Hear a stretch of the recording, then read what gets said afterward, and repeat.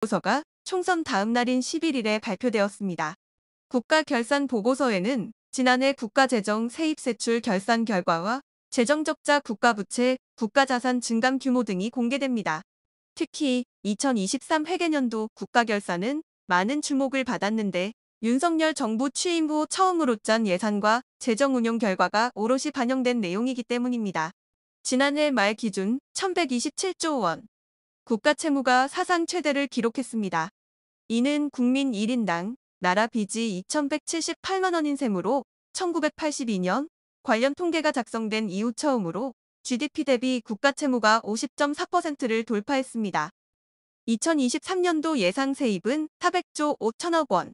지난해 정부가 걷어들인 국세는 344조 1천억 원. 정부가 예산을 편성할 때 내놨던 계획보다 56조 4천억 원이나 덜 거쳤습니다. 건전 재정 기조로 전환하여 2027년 국가 채무를 GDP 기준 53% 수준에서 억제한다는 목표하에 역대 최고 수준의 강도 높은 지출 구조 조정을 단행하였고 재정 총량을 엄격하게 관리해 왔습니다.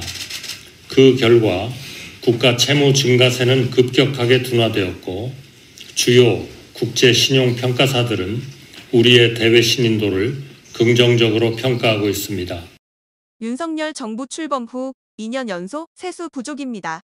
예상보다 법인세 24조 6천억 원이 덜 거쳤고 양도소득세와 종합소득세가 16조 원, 부가가치세 역시 9조 4천억 원으로 3대 세목에서만 50조 원의 구멍이 났습니다.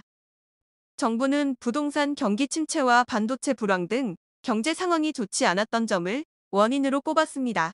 실제 지난해 제조업 생산은 20년 만에 가장 큰 폭으로 줄었고 소비 동향을 보여주는 소매 판매 역시 20년 만에 최대 폭으로 떨어졌습니다. 여기에 새 정부 들어 법인세율을 1%포인트 깎아준 것도 영향을 미친 것으로 분석됩니다. 이렇게 막대한 재정적자가 발생하며 금융투자세 감면, 상속증여세 감면 등 정부의 각종 감세 추진에도 제동이 걸릴 것으로 예측됩니다. 또 경인고속도로 지하화, 올림픽대로 지하화 등 총선 과정에서 여야가 쏟아낸 각종 개발 사업의 추진도 쉽지 않을 전망입니다. 반면 기획재정부는 이미 올해 예산안에 감세 정책이 반영됐다며 작년과 같은 세수 부족은 벌어지지 않을 것이라고 밝혔습니다. 2023년에는 예상치 못한 세수 감소에도 불구하고 지출 구조조정 노력으로 추가 국채 발행 없이 국가 채무를 계획 내에서 관리할 수 있었습니다. 국가결산 보고서가 4월 10일을 넘긴 건 국가 재정이 제정된 2006년 이후 처음입니다. 이에 대해 여당은 윤석열 정부의 경제 성적표를 총선 전까지 감추기 위해 발표를 미룬 것 아니냐고 의심했습니다. 4월 10일까지 국무회의에 보고되어야 하는 보고서가 총선을 의식해 선거 다음 날에야 공개됐다는 의혹에 대해 정부는 당일이 휴일일 경우 민법 조항에 따라 다음 날까지 국무회의 의결이 가능하다고 설명했습니다. 김부겸 더불어민주당 공동선대위원장은 SNS를 통해 국가재정결산서 공개가 선거의 악재가 될 것이라고 판단했냐며 관례를 벗어나 발표를 연기한 저희를 의심할 수밖에 없다고 주장했습니다. 지금부터 중요한 사항을 말씀드리겠습니다. 약 1분만 집중해서 들어주시길 바랍니다. 제가 유튜브 구독자분들을 위해 특별히 준비했습니다. 이슈와 뉴스만 잘 챙겨봐도 충분히 돈을 벌 수 있는 방법이 있다고 말씀드렸는데요. 이 사진을 보시면 어떤 각들이 드시나요? 단지 이런 뉴스가 있구나라는 생각뿐이라면 잘못 생각하고 계신 겁니다. 그 이유가 무엇이냐면 제가 6월 말 7월 초에 뭐라고 말씀드렸나요? 지금은 바이오에 관심을 가져야 한다라 분명히 계속 말씀을 드리고 투자 쪽으로도 생각을 해봐야 한다고 말씀드렸습니다. 이런 유튜브 영상 썸네일을 많이 보셨을 텐데요. 이런 바이오 관련 이슈가 되었을 때 투자자 또는 부자들은 어떤 생각할까요? 바이오 관련해서 이슈가 많이 발생하고 있으니 바이오 관련주가 무엇이 있는지 어떤 종목이 가장 좋을지 어디 투자를 해야 돈이 몰릴 수 있는지 자연스럽게 생각한다고 말씀드렸습니다. 그 이유는 바로 이슈가 곧 돈으로 이어지고 그 이슈가 나에게 돈을 벌어준다는 경험적 확신이 있기 때문입니다. 지난번에도 유튜브 구독자분들과 함께하는 주식으로 수익 내기 프로젝트를 진행했었는데요.